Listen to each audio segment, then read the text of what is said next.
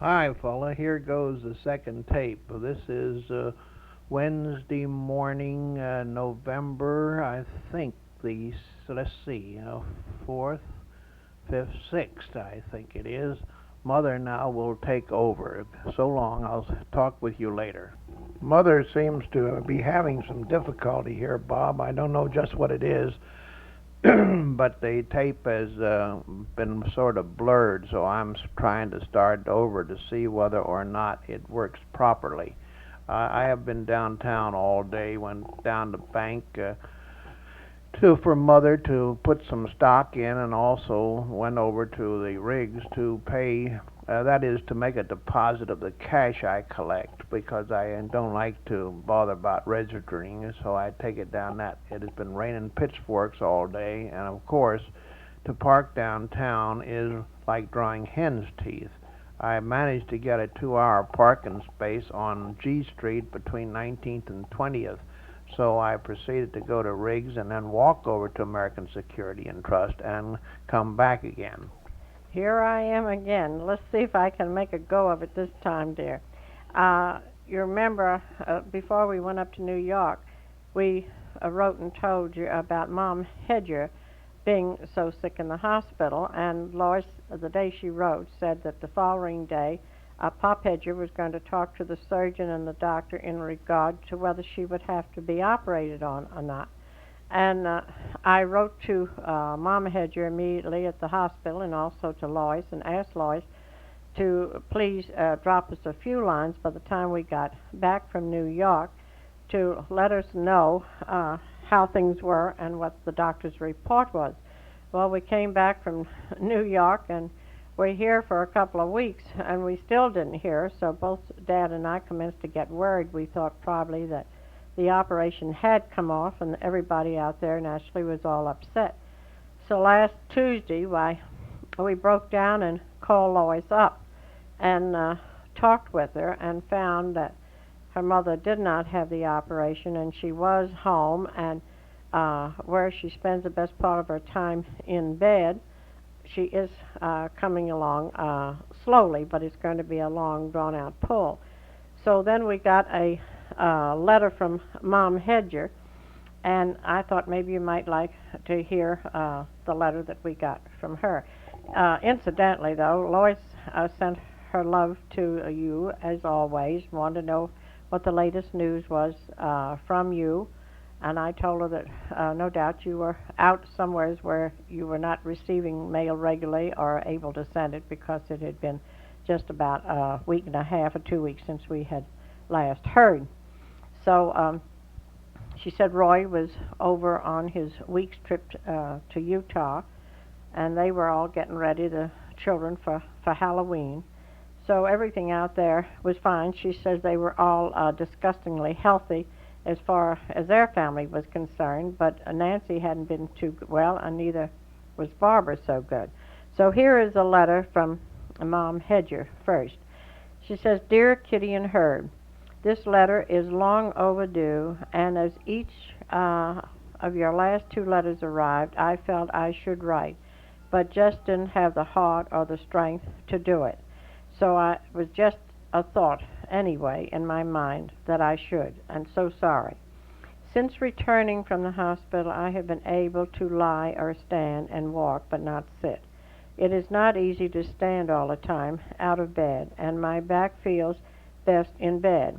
The first of this week, the doctor let me sit 15 minutes at a time, so that is some progress. Lois, no doubt, has told you it is a herniated disc. The 10 days traction was to help it go back with a question mark beside it. Apparently she doesn't think that it has too well. They x-rayed, had blood tests, and a myelogram. That is fluid in the spine while they x-ray and watch through dark glasses as they tilt my table all ways, even upside down. That way they find if the disc has ruptured. It had not. And at my age, the doctor will try to get it back without surgery. My traction was a pelvic one, a wide belt low over my hips, from which straps, 2 front and 2 back, joined as a single strap from each side over the raised end of the bed, through 2 pulleys from which hung a 5-pound bag of sand on each one. My back gave out September the 1st, but it was good and bad until the pain got so bad I couldn't stand it any more. And tomorrow it will be November 1. Talk about a lost week, and I have had some and many. Everett has cooked, shopped, carried trays 3 times a day, washed, even ironed a little, just done everything, and has been so patient. He really keeps our kitchen spotless. Speaking of kitchen, yours is beautiful. Lois brought us the pictures to see, which you sent to her. Your new cupboards on either side of your refrigerator is such a nice addition and looks like they belong there. Lois and Karen come over about once a week. Always so good to see them. Roy and Lois came down once while I was in the hospital. I haven't seen the rest of the children for several months, but school and activities keep them all busy. While I was in such pain, I didn't care to see anyone. The hospital was closed for Nancy, so she came every day. They made it up here last Saturday for the day. Also, Barbara makes it over about once a week. She has not been too well lately. Circulation problems, so they think. Her fingers are very painful. Very strange symptoms she has. A new pill has helped the pain somewhat, but they are still making many tests. Elva's youngest daughter, Mary, who taught school several years after she married, had a baby boy September the 23rd. They are so thrilled. Douglas has come home to live with Elva. Their work keeps them both busy. Elva turned in her car on a 1964 Buick Wildcat, and she's on a cloud 9 for sure. The nicest car since she married Bob, and Dad had given her a Studebaker Roadster.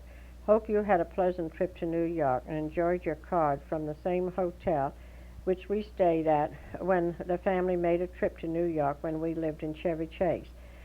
How is Bob? Please give him our great love and tell him we think about him often. Love, Vera. Then here is one from Lois, which was written several days later, which shows that Mom Hedges seems to be improving a little bit. She says, "Dear folks, it was great hearing your voice again, but I still have feelings of great guilt for not having written and have caused you concern about Mother. I spent the day with Mother today, and she is very much improved. She is up and around more all of the time. She even got Daddy to take her shopping yesterday for a short while. Because of the pain, she is very tense when she sits, and she doesn't do that too well as yet.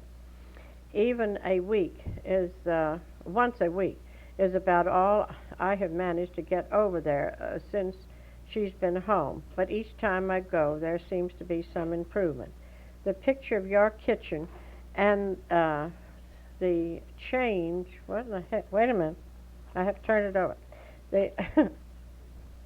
The pictures of your kitchen and the fact that Daddy's doing the housework inspired them to get estimates on some improvements, like a dishwasher and a garbage disposal for theirs. The challenge was pretty big, and I don't know what they will decide. I'm enclosing Kathy's latest school picture, which is not much changed from last year's photo. She doesn't like it because her hair didn't turn out right, so she thinks. But I think it's rather charming. It is very natural anyway. It is awfully good, I think. Dad and I are very happy with it, except I think they haven't taken too good a view of her mouth, that's all. Her lower lip isn't as thick as the picture shows, but otherwise it is really lovely. It's a little tiny picture for the wallet. I guess I told you that she's on the drill team at school, a group of 100 uniformed girls who do precision marching at halftime at the football games. She's loving it and at last entering into the school activities. We are glad because this year is her last chance in high school to do things. It seems to take her forever to warm up to things, and when she does finally do it, then it's time for a change again. We are all in good health here. The three oldest, Roy, me, and Kathy, just had flu shots and are hoping to avoid that bug this winter. The three younger ones can afford to have it, but not the rest of us. Roy will be home from Ogden about 5 a.m. tomorrow, just in time for Halloween. While he was away, Kelly had his first piano lesson and is practicing like mad, so he can play a piece for him as a surprise. I don't know if the rest of us will survive, but I do hope the enthusiasm lasts. We are also in the process of having a fence put along the back of the property. I hate to do this because it will harm the view, but it really is a safety factor at this point. They have put a 12-inch pipe straight down the hill underground, and I'm afraid a child will get stuck in it. Our yard is now something like this. Now she has drawn a picture of what it looks like, so I better send this so you can see the picture. If you can make that out, you will see that we must have a fence to keep kids out of the drain and balls and children from rolling right down over the ice plant. The slope is not actually that steep, but it is a 1.5 foot to 1 foot grade and drops at least as far down as as I have pictured. Well,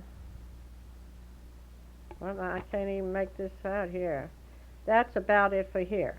I still can't get over Mr. Slay's narrow escape, and I hope he's doing better. Tell him I hope that he mends quickly. Love to you both. And again, I am sorry about the lack of letters. How is Bob? Please give him our love. Ever, Lois. We were quite surprised to hear that Kelly was taking piano lessons. We didn't know they had planned to give it to him. So we certainly hope that as long as he is so enthused over it, that he will keep up this enthusiasm. From the picture that Lois has made of the back of their house, why, we were astounded the way they have cut it off. You know, last year she sent us some photographs as they were excavating in back, but they have left them very little backyard, and that hill does look terrifically steep. And I can't imagine them putting an ice house in a place like that, in a residential neighborhood. That seems ridiculous to me. Well, here is another letter that I think maybe you might be interested in reading or hearing. I will quote it word for word, and I must say that we were quite thrilled to get it, to think that Commander Ray would take time. Okay, go ahead. Herb and Kitty, please forgive Becky and I for not writing sooner. She and I are both the worst correspondents ever. Her sister and dad are forever scolding her, and my brothers give me the dickens. Your letter was received with much eagerness. We always enjoy your letters so very much. Kitty, I hope you and Herb are feeling fine. We are all well here. Bonnie is progressing extremely well since the event of the hearing aid. It is so rapid, and the improvement, we can see it from day to day. If you could see her and hear her, you would be surprised and pleased. The routine up there is routine, but very busy. There are numerous parties, bowling, Becky in OY's activities. She's learning how to play bridge and is catching on real fast. My bowling progress is not so good. We have been able to get off the island twice since we have been here. We, Becky and I, spent a weekend, Thursday through Saturday, in London. Had a wonderful time. So much to see, we weren't able to get around to it all. Before Ronnie left for college, we flew over to Germany for a weekend. Same length of time as in London. We visited Wiesbaden, and Frankfurt, and another place which I cannot make out. Rented a car and went sightseeing over the countryside. The girls didn't go either trip. We plan to go over next summer on leave and spend about 15 to 20 days. Hope then to get down in Italy. We leave Iceland on orders in August 1962. You must mean 63. 64. Well, 64. it'll be 64, I guess. I don't know why he's got 62.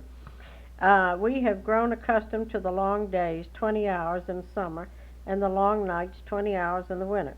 We don't get too much snow, but do get lots of rain. I imagine Becky described the island and the climate with lots of adjectives when she was there last fall. Ronnie is in college at Auburn University and taking Navy ROTC.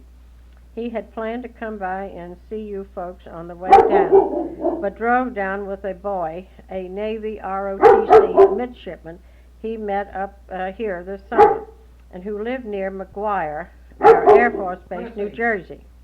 When the plane, well, I can't make out commander's writing. When the plane he came down on landed, the boy was driving to Pensacola to start flight training. So he picked up Ronnie at the airport, McGuire, New Jersey, and they drove through, missing Washington. He hated not seeing you folks. Bob will be getting shore duty soon, I think, and being in one place where you can be with him, maybe on the East Coast, question mark. I don't know where my next duty station will be. Could well be in Washington. Every naval officer gets one tour in Washington, and I haven't had mine as yet. I'm sure we would enjoy it, especially being able to see you folks. As you know, you, Herb, Kitty, and Bob hold a very special place in our hearts and thoughts. We'll never be able to repay you for the many kindnesses. Ronnie speaks of Pop so often. Both girls are growing like weeds and becoming very conscious of clothes, like little ladies. Both are in the second grade and each are the pet of their prospective teachers. I'm getting tongue-tied. I know you like your new kitchen. I know it must be very nice. Becky just loved your house and will always remember with cherished thoughts the time she spent there with you two. I wish you two would decide to take a vacation in Europe. Come through Iceland and stay a while with us. We have an extra bedroom since Ronnie left, and we could have lots of fun. Or if you don't have to go on to Europe, just stay here with us in Iceland. Iceland would surprise you. Not only trees, but it is pretty in many ways. Pan Am flies jets in here every week with jet service on to Europe. Needless to say, what a treat it would be for us all to see you. Becky was going to join me in writing this letter, but felt so ill when we got back from bowling, had to go to bed. Just the bug that's been going around here. We've been bothered with few colds since we've been here, many less than we had in Florida. I had one, but managed to shake it. Were you? Oh, wait a minute. Well, you two better come to Iceland and get out of that Washington snow this winter. However, I'd like to have some of your sunshine and evergreen trees. Becky sends her love, says she will write in a few days. The girls send you a big hug and kiss. Fondly, Tom and Becky. Then there's a postscript that says, tell Bob hello when you write him and give him our very, very best regards. That is that letter. They sure were lovely about wanting us to come up to Iceland. Of course, that's something in the dream world, but we do appreciate Commander's urging and wanting us to come. Here is a letter from the Reynolds. I I don't know whether you heard me or not because the speaker was turned the opposite way. But this is a letter from Joni Reynolds that I thought maybe you might enjoy. I don't know whether you ever got a thank you note from them in regard to the gift we sent from all three of us to the baby. But here is one here. Dear Pop and Toots, first we do thank you so very much for the lovely gift for our Susie. The silver brush and comb set is beautiful. I know she will treasure it too when she is older. And in the and the insurance card arrived and is in the glove compartment with the other papers all safe and sound. I must admit that the car is going to have one have me thoroughly spoiled by the time Bob gets back. What a change from our VW. You should hear Johnny bragging to his friends uh, about all of the push buttons. It really has helped us out as we have been buying new furniture and have a car as the next item on our list after payments are completed on the furniture. That is, we'll be more than glad to get the furniture, that is. We'll be more than glad to give it up, though, to get Bob back from his cruise and home here with us again. Bob is in Groton, Connecticut, teaching a 2 weeks course on the Polaris and will be home on the 23rd. This was written in October, so the 23rd of October. His folks are on a long-awaited vacation and managed to spend last weekend with him, particularly nice as it was also his father's birthday on Sunday. As always, one of us gets sick while he is gone. Guess who it was? My turn this time. But I had rather that it be than having the children sick. The intestinal flu has been going around here. I am fine now, though, and actually managed to lose a few pounds. Goody, goody. Johnny is in the second grade, a split session, although the school is only a little over a year old. Another one is to be completed by January, thank goodness. Johnny is tall and lanky like his dad. Janie will soon be 3 years old and is always on the go, busy, busy, busy. That's our boy. He has dark brown eyes, long eyelashes, and almost silver hair. Susie is such a good baby, just eats and sleeps. She's just beginning to coo and loves to be talked to. Has a crooked grin for everyone. I'm still nursing her, and she is gaining beautifully. We seem to spend most of our time in Bob's park. He really surprised me when his interest in with his interest in the yard work.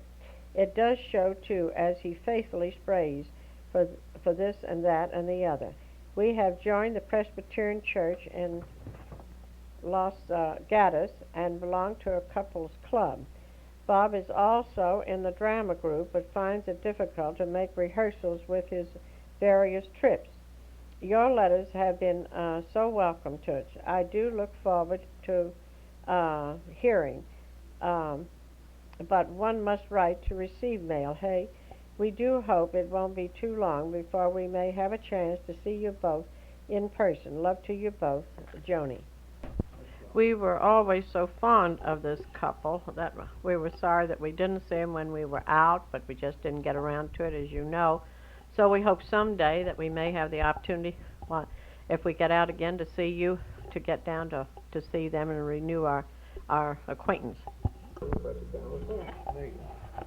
Here is another letter which I think maybe you might be interested in. We haven't heard from these folks for months and months. It's from no other than Julie and Bill Frith.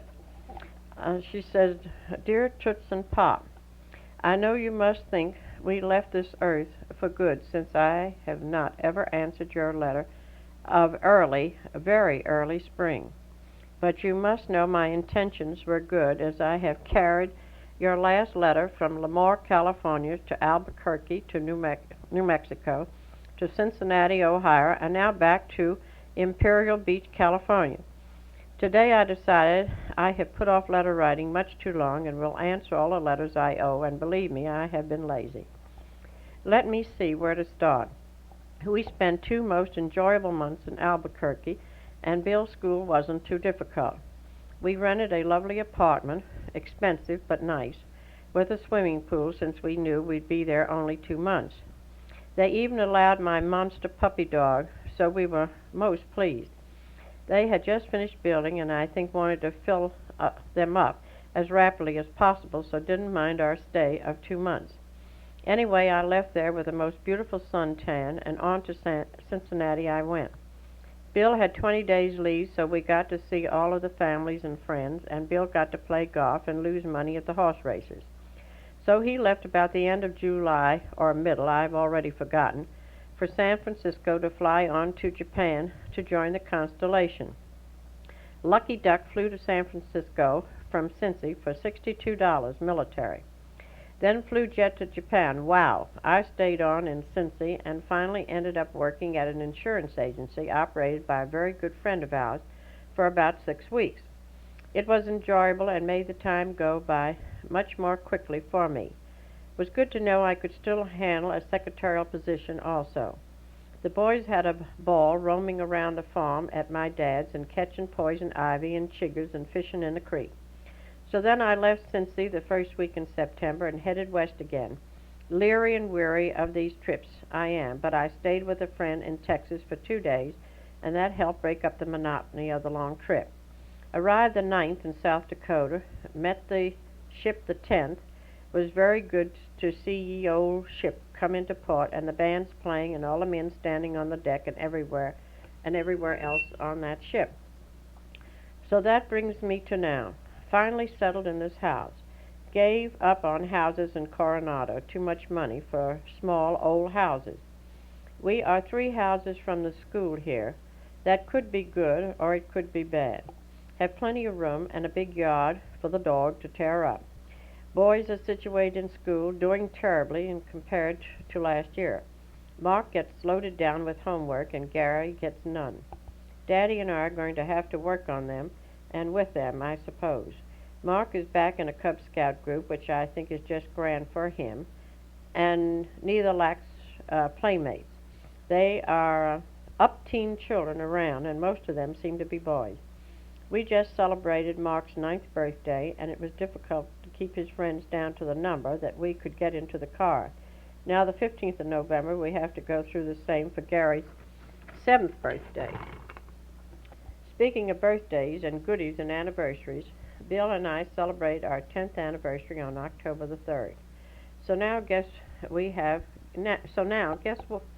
has a mink stove? You are right, me. And it is lovely and was a surprise, as I didn't think Bill had that much money this trip. So now we eat pork and beans while I sit in my mink. Also, he brought back my coffee service, which is very beautiful and needs to be polished frequently in the salty air, but it is even a joy to do that since it looks so pretty. Plus, he brought me my candelabras, can't spell 'em, and a beautiful mandarin collared brocade dress with shoes and purse to match. So I really hit the jackpot. I guess Bill has really decided to keep me after all and not exchange me really for 2 20s, or else he wouldn't have spent all that money on me. What do you hear from Bob? He should be about at the end of the cruise soon, shouldn't he?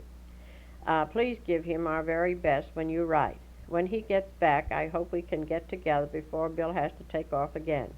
We really miss seeing Bob and hope one of these days we can have another tour together.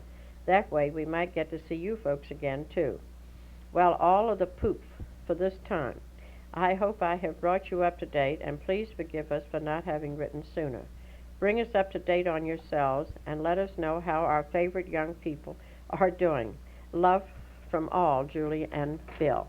Julie is really some gal. We always get the greatest kick out of her letters, and we were mighty happy after all this time to know where they finally are so I can write to them. I have one more letter to read, but I guess I better wait and start it on the other side of the tape. It's from Connie, and being every time we go up there, she keeps asking all about you and saying she wishes that she could see you again. And when she wrote this letter to thank us for what we had done, she mentioned it again. So I thought that you might just like to know that she has meant all along of what she has been saying. Here's another one of Mrs. Meese's crazy remarks that happened this morning. I nearly died laughing, but for a moment I could have chewed her head off, but thank goodness I managed to keep my tongue. I called her up to ask if they'd like to play bridge tonight. We haven't talked to them or seen them since before we went up to New York. I tried several times, and the line was busy, so when I finally got her, I mentioned the fact that I had made several attempts and the line was busy. And I started to say something else to her when she broke in on the conversation, and she says, I have 11 o'clock appointments, so let's get to the point for which you called up for, Kitty. And boys, I was so darn mad I almost forgot my point. Somehow or other, I kept my wits about me, and I told her it was bridge, and she said they couldn't play tonight, so we've made a date for them to come down here on Saturday night. But she sure can be about the courteous thing sometimes, and still she's such a fine person, you can't help but to like her, and we naturally do a lot. This is the end of the... Here goes Connie's letter. She said, Dear Catherine and Herb, there I did it. I dropped the cousin. I guess Dad's not listening. Do want to thank you so very much for all your kindness to us all. Nobody could have been more thoughtful and wonderful as you two were. There just wasn't a thing that you left undone while here. I don't know how to thank you all enough. I have never felt any parents could compare with mine, but I think Bob Ehrman is pretty blessed too. The grand thing is he appreciates you, and this is what makes life so precious. It is for sure we ought never to take one another for granted. I must thank you too for the delicious candy also again. You shouldn't have done it, but I am tickled pink or pudgy that you did. I also want to say again that I remember so frequently the visit that you all gave us in a surprise one that Sunday afternoon up north years back, and how much fun we had together. I am still looking forward to a time when I can see Bob again, as I have wanted to for so long. Maybe sometime he'll be home long enough that we all can come down to see him, because Daddy and Mother are anxious to see him too and have some fun together. Always with much love and affection, Connie. Okay. Hi, kid. Unaccustomed as I am to public speaking, or as far as that's concerned, any kind of public talk, you know, I'm just one of those weak sisters. I've just had one of your Pop's weak, question mark there, highballs. So my mind is weak, but my tongue is loose. But not my morals. No. We've just finished a few rounds of bridge, and your mom and I scored around 600 points over your Pop and Norm. That didn't go down so well with the boys. Excuse me while I turn the page. They have the mistaken idea that Kitty and I are way out front on this bridge deal, but they know well enough that they are way ahead of us. We just come out ahead now and then. Oh dear me, what have I got? So we just give the boys the run for their money. Your Pop and I keep up a steady bitching about who has the most luck, but it doesn't mean anything. I told Kitty and Herb tonight that we, meaning Norman and I, go along with this bitching about cards, but when they start going at each other like the Birches do, we ain't coming around no more. Wish I'd brought along my notes on a few jokes. Think of right now is the one about the fellow who had this gal whose he was quite sweet on. And he was very interested in, you know, seeing how she'd look lying down. But she said that that would rate a fur coat, particularly a mink one. So after trying all approaches and having no luck, he decided that the mink coat was the only way. And he didn't know how he was going to finance it, but he'd try. So they went into the store and they looked at the coats. And he still tried to shove her off onto a good wool coat with a fur collar, but it didn't work. So finally they decided on one that she liked very much. And he only had $20 to put down on it. But he talked to the credit manager, and he said, well, that would be all right. He'd take the $20 and hold the coat until Monday.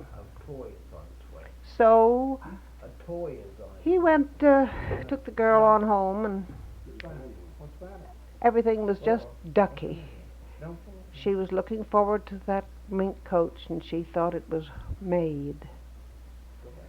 However, when he went back on Monday and saw the credit manager, he said no deal. He was sorry. His credit wasn't good enough. However, the chap wasn't the least bit dismayed. He says, well, I want to thank you anyway for a wonderful weekend. I'm afraid that's about all I have tonight, Bob. Do hope you're going to be with us at Christmas time. And if this sounds a little bit rough, why, it's just because I'm not accustomed to talking into a mic. Hi, Bob. How you doing? All that foofaroi you just heard from my better half is just a lot of baloney. It's more a matter of luck than anything else. We're the guys that play with the skill. There you dad laugh. I don't know whether you heard that yarn about the colored fellow that came in the gin mill one morning early and started drinking beer, went at it right lustily, and came back after lunch for more of it. And finally, his friend who was behind the bar said, Sam, what are you doing in here anyhow guzzling beer like this all day long? He said, ain't you got any work to do? Sam says, no, sir, I ain't got any work to do. He says, I got me a trained baboon, a good one. What do you mean you got a trained baboon, says the barkeep. He says, well, I got one of these here baboons. I've taught him to do all these things like cleaning the automobile off and bringing in the wood when we need it in the kitchen and making the beds and cleaning up around the yard and cutting the grass and all that kind of business. He says, he does all my work. I don't have anything to do. The barkeep says, where you get one of these here trained baboons anyhow? He says, I got a lot of work to do. I could use one of them. So I ain't going to tell you. He says, I ain't going to tell you where you get one of them. He says, why ain't you going to tell me? Well, he says, if I tell you, you're going to tell all your friends. You're going to tell the man down here that runs this farm. He's going to get him a trained baboon, maybe 2 or 3 of them. And he says, all your friends are going to have trained baboons. Well, what's the matter with that? Well, I tell you, he says, all these trained baboons around here, one of these times, going to be somebody like Abraham Lincoln come along, and he's going to liberate them. He's just going to emancipate them. And right after that, there's going to be another man come along like John Kennedy, and he's going to integrate them. And he says, I ain't going to live beside no damn baboon. I thought it was a good yarn. Maybe you don't think so. Well, got to sign off for the time being. I understand there's something to eat out in the other room. See you later. Hi, here I am again. Norman was having a ball out there in the hallway with Chris and one of his toys while Genevieve was talking. It was really funny. I didn't know what was going to be broken first, the little lamp on the table or the clock. They miss a dog so terribly much, and when they come here, we can't make Chris mine because they make over him, which we are delighted with, of course. And but then when Norman brushes his clothes off and washes his hand, we sit down to play bridge or something, and Dad will tell Chrissy to go lie down. Instead of Norman paying attention to the cards, he keeps looking at Chris, or sort of puts his hand down and sort of snaps his finger, and the next you know, Chrissy is back again. And then we tell Chrissy to lie down so we can play cards, and next thing you know, why, Genevieve and Norman are looking at him again. So Chris really has a ball every time they come. They really had a good time talking to you on the tape, and they got many giggles out of it. And Genevieve was really funny with her first speech on a tape recorder. She's like all of us. She got almost stage fright at first, so she wrote some of her notes down, then she got all twisted up in her notes. They are both very fond of you, and they never fail to ask about you and always want to know when you're coming home, and not to forget to let them know because they want to see you. And they really are fine people, as funny as poor dear old Genevieve is. Miriam really was hysterical the other night. How she ever got down here without getting hurt or in an automobile accident, I'll never know. She apparently went out to the Congressional Center, I understood her to say, and I think she did say the Congressional Club, but it made no difference. She was so upset at the time she didn't know where she was. She came in here, she was crying to the hysterical point. Her nose was all swollen, her eyes were all swollen. She said that she had drinking, she didn't know how much port before she left home, that she just got desperate. Her mother had been picking on her all day and all night, following her in the room, just fussing at her continuously. Anne had refused to take little Ricky to a party. The child wanted to go to the party. Anne had called up and said that mother was to take the child to the party and to go call for him and keep him there all night. And the second child was to go to scout meeting or cub meeting or something, and Anne demanded that Miriam do that. And Miriam had had him all day long and had him for dinner, and something was to happen the next day, and Anne refused to do that. And Miriam had been up 2 nights until 1 o'clock with the child, helping him with making a map for school. The child shouldn't have been up until 1 o'clock in the beginning, and Miriam looks like the wrath of God. And after all, it is Anne Grice's duty. It's her child, and she should be the one that's doing these things. And if a mother helps out during the week, certainly on Friday and Saturday, Miriam should have some time to herself. But Anne refuses to keep them even on Friday and Saturday. So Miriam, it had just gotten her down. So around about 10 o'clock, after we both talked to her like a Dutch uncle, and really telling her that Anne was spoiled, and she knew she was spoiled and had been spoiled all of her life, and the only way that she was going to keep her own health was to learn to say no, and if she couldn't, she'd just have to get the doctor to tell both the mother and Anne that they'd have to lay off of her for a while. And Marion is going to really crack up. So about 10 o'clock, when she calmed herself down a bit, I noticed that there was something on the funny side on television. I asked if she'd like to hear it. I thought that would help to divert her mind. So she enjoyed that, and then she hadn't seen Johnny Carson in color, and the color had been extremely good. So we sat up until 1 o'clock and watched that. So she went to bed very much relaxed, and then I gave her Egbert book to read until she fell asleep. So she had a good night's rest and a nice breakfast Saturday morning and went on home, and I think probably is feeling better. I don't know what her homecoming was or where they thought she was, that she didn't come home Saturday night, but at least she wasn't there. Hi, fella. Here I am back again to say a few words to you. Mom is out at a bridge luncheon, and so we want to try to finish this part of the tape today so we can get it off to you. She has said, she is having the circle in and expects about 20 women here tomorrow. There are 3 or 4 of them that will be hostesses. However, being in our house here, of course, is not too darn hot. She has gotten the house fixed up for winter. I mean by that this excuse me, fella. The seat covers are all off, and the dining room and den and drapes are hung. And in fact, I hung the parlor drapes for her, or the living room drapes for her today. I don't know whether we told you or not, but some time ago we had Tolson from out on the pike near Rockville come in and give of us an estimate on trimming down out the trees. The ones involved mostly are the large hemlocks, which are overpowering the azaleas and the rhododendron on the right hill.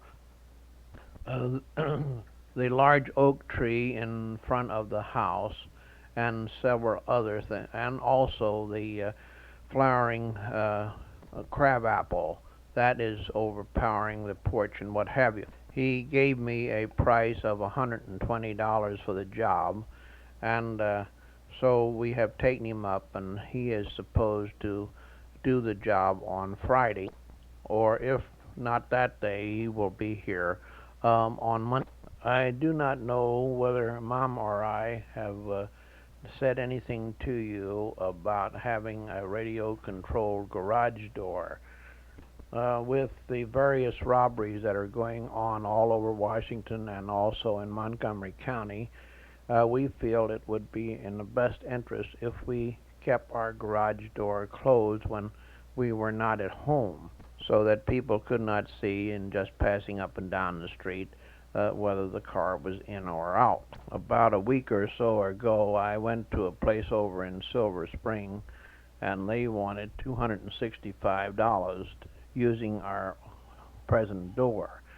This I felt was rather excessive. However, I had another gentleman in here yesterday, and he wants around $250. Mom and I plan to give it to each other for an anniversary present. And now, aren't we getting all dolled up? With this crowd of women in here tomorrow, I thought maybe Mom might like to have the an overflow onto the side porch. Probably some of them might like to eat their lunch out there. So I put the old heater that was Aunt Carrie's out there this morning to see just what it would do, and I was quite surprised to see that it raised it around 20 degrees in a short time. In fact, the porch was down to 40 degrees, and when I shut the heater off, it was just about 60 or 61 degrees. With that rate, why, we probably will be able to make some use of the porch this winter. I do not know what Mom was thinking about, but she felt that the porch was colder than she had expected it to be. Naturally, with no heat out there, and also with our living room door closed, why, certainly it would get cold. So that's what I told her, and at first she felt that the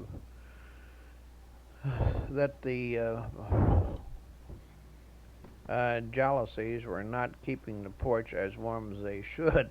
Heck, with a little bit of heat out there, it does make it enjoyable to sit on. So I don't know what we are worrying about. In fact, I think she is convinced now that they are doing quite a bit of good in keeping the porch warmer than it would be otherwise. We had a very heavy frost last night, and the temperature must have gone down to nearly 30, so you see the porch would be darn cold. By the time you get this, you will have gotten a letter written either Monday or Tuesday, in which we said that we had driven up country on Monday afternoon and dropped by to see John Janney and his wife in their new home. However, as we said, we did not find them at home. Well, today the phone rang, and who was it but John, and it seems as though he had brought Hilda over to the American University, not American University, but to Maryland University, to some sort of a meeting of a group that she belongs to. And he was coming over to the Gardeners. As you may remember, that is a party down the street from the Bureau of Standards, where they kept house for them while they were in Egypt and Israel and whatnot. Well, John was coming over there to dig up a few baby dogwood trees. He said he didn't know what they meant by baby dogwood trees, how big they would be, and he had asked Hilda whether or not they were whether they were raised on a bottle. After he's having a little lunch with the gardeners, and then I don't know. It looks as though he might go back for Hilda, and then the two of them come over this way on their way home. They want us to come up to Westminster Saturday afternoon and go to a church dinner with them. John says that this church puts up one of the finest dinners that he's ever eaten. I think he said that the specialties for Saturday will be oysters and chicken. I think Mom is all hep for going because she does enjoy them very much. And so if they say anything, when they come and they say anything about it, why I'll tell them that we shall be there unless the weather, of course, is bad, and in which case, we'll phone them whether or not we're coming. I don't think it would make any difference whether we came or not, because Hilda is not preparing anything to eat, and we're going out to dinner, so in that way, it would be no hardship on her if we did not get there. I feel that we're going to be in sort of Dutch with Gertrude, that's John's sister, Mrs. Hibbert, because he told me that when he found our little note that we'd been there, he called Gertrude and to see whether or not we had gotten out there, and Gertrude said we haven't. Well, John was pretty quick on the trigger, because he says, well, probably they phoned you when you were out, and it seems as though she had been out a couple times on Monday, something in regard to getting a girl and then taking her back to somewhere or other. So that more or less releases us from any I don't know, what the hell am I saying? I don't mean releases us. I mean, I'll just tell her plump and plain if she says anything that we had spoken about dropping by, but that it wouldn't have been too near eating time, and we weren't going to stay around that long. In fact, we wouldn't come in on them on their dinner hour. Mom was rather disappointed when we used to go up to Westminster and while they were constructing John's home, because she felt it was sort of a little tiny thing. Well, as you know, it's awfully hard to see what something's going to be like finished from when it's half finished. So she was agreeably surprised when we saw it on Monday. It is a heck of a nice-looking bungalow. The cement in between the flagstone on our walk appears to be much darker than it was when before it dried out thoroughly. This to me is very good because it makes the walk much more attractive, and I asked Mom how she felt, and she said she likes it so much better this way. So I'm very happy over that, because it worried me that she wasn't pleased with it when it was first laid. Mr. Walker has done, and these two colored men have certainly done a very nice job with Mrs. Loxley's walk. They are now fixing on up her stairs, steps torn out to the steps in the back, and also those little steps that went up to the porch from the front. He's torn those out and making new steps there.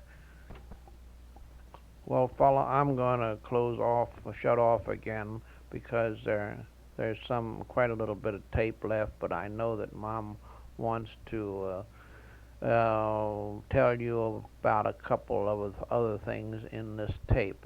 So unless I say hello to you at the end, so long, kid.